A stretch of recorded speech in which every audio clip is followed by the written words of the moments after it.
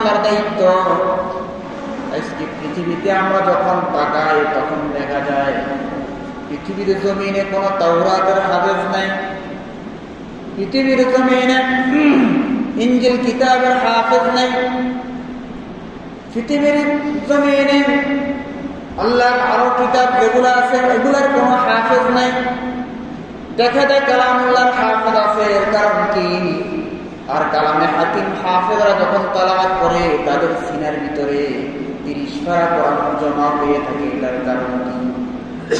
আল্লাহ রাসূলকে আল্লাহ বলেছেন আপনার কাছে জমা করে দেওয়া, আপনার সিনার মধ্যে জমা করে দেওয়া আমার দায়িত্ব।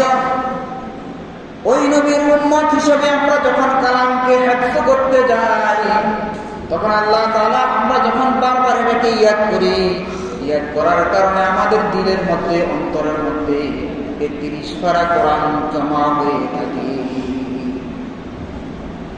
পৃথিবীর ইমানদার মুসলমান কেউ যদি কোনো রেসালা, কোনো গাইড, কোনো কিতাব মুখস্থ করার পরে এই ব্যক্তিটাকে আপনি যদি 1 বছর 2 বছর 3 মাস 15 দিন পরে জিজ্ঞাসা করেন এই কিতাবের অমুক পৃষ্ঠা অমুক লাইনটা কত জায়গায় আছে, সে বলতে পারবে না, ভুলে যাবে।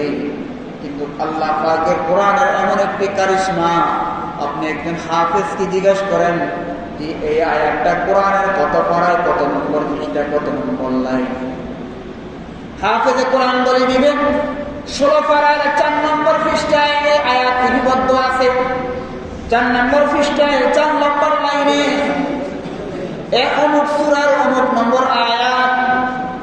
এই আল্লাহ তাআলা ছোট বাচ্চার তার অন্তরে কালামে হাকিমের এত বেশি এই ব্যক্তিটার ইয়াদ আছে, কত নম্বর পারায় বলতে পারে, কত নম্বর পৃষ্ঠা তাও বলতে পারে, ওই পৃষ্ঠার মধ্যে কয় নম্বর লাইনে আছে তাও বলতে পারে, সূরার মধ্যে আয়াতটা কত নম্বর আয়াত তাও বলতে পারে। কারণ কি? আল্লাহ তাআলা 1400 বছর আগে নবীকে বলেছেন এই নবী আপনার দিলে কালামকে জমা করে দেওয়া আমি আল্লাহ তাআলার দায়িত্ব।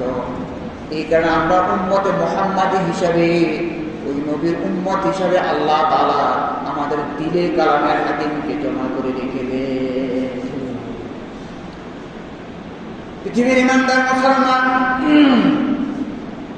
এই কালামে হাকিম এমন একটি কিতাব, পৃথিবীর জমিনে কোন কিতাব নাই যে কিতাব তেলাওয়াত করলে প্রত্যেকটি হরফে 10টি করে নেকি পাওয়া যায়। জবুর আল্লাহর দেওয়া,